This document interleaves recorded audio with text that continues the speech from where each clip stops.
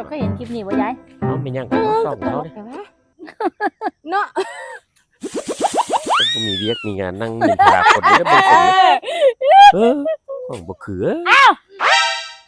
ไอ้ลำยัง สวัสดีครับไม่หยัง สิไปใส่มาใส่แล้วเนี่ย โอ้ไปว่าจะไปจ่ายค่าไฟมา ฮะ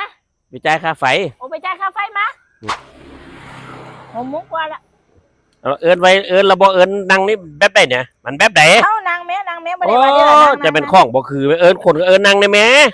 เอิ้นถามเนาะถามซื้อแม่ เอา ถาม ถ้ามือซื้อแล้วอีเอิญถามให้หยังค่อยก็สิไปบ้านค่อยเสียเวลาค่อยโอ้ยจะเป็นของบ่คือไว้ซอกคนนี้แม่ ขันบันคือไง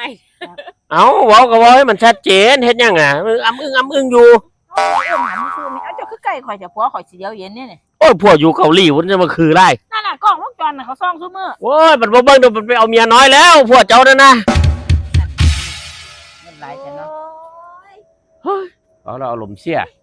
ไปจ่ายค่าไฟมาซะนิดเดียวเนี่ย เฮ้ยมันอากาศดีเนาะพันเนาะ กะดี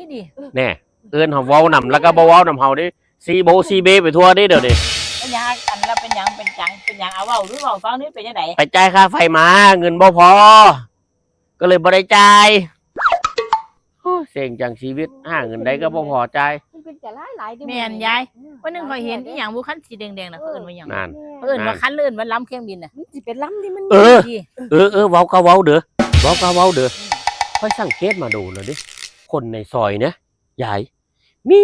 แต่คนงามๆเด้อค่อยสังเกตมาดูแล้วนะพยางมาตั้งแต่ปากซอยมาโดยเฉพาะมองนี้เด้อ มึงได้ มีแต่คนงามนี่นะเนี่ยเบิ่งเนี่ยมีแต่คนหน้าตาดีอย่างวะเนาะแปลกว่าซอยนี้มีแต่คนหน้าตาดีแปลกตาถึงจนอย่างนี้ เอาอีหลี อ๋อ มีแต่คนหน้าตาดีๆอย่างวะเนาะ ตาถึง เนี่ยคณะพวกไปเกาหลียังหน้าตาดีนะเอาไม่ยังล่ะ ซื้อฮอนนม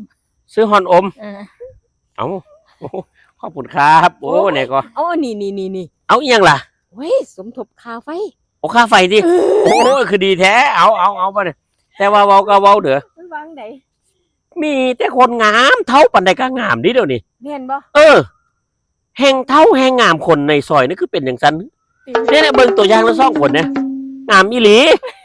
เขาไม่ได้เว้าเล่นนะเขาเว้าอีหลีเดี๋ยวนี้งาม โอ้ซอยเก่านี่มันเป็นซอยพิเศษว่ะมีแต่คนงามนะค่อยเบิ่งอยู่เนี่ยนะเอาไม่ยังล่ะ ค่าไฟอยู่ดอกว่าค่ะว่า เอาให้ตี ให้ ว่าคณะค่อยเว้าบ่ม่วนกันอย่างเอาให้เนาะโอ้ยขอบคุณหลายๆเด้อ อันนี้คือสิมันงามกว่าหมู่อยู่ดอกงาม เอาไม่ยังเนี่ย งามกว่าคนอื่น เบิ่งหันนี่คือหยัง ปาดแบงค์พันเลยอะโอ้โถพอจ่ายค่าไฟแล้ว พ่อ พอแล้วโอ้งามอีหลีทั้งงามทั้งใจดีคนในซอยเนี่ยเพิ่งเนี่ยหน้าตาแต่ละคนนะพูดพ้องคืออย่างนี้ จ้ะอันนั้นเลย รู้อย่างนี้ยองกระโดดแล้วเนี่ยก็บ่หายดอก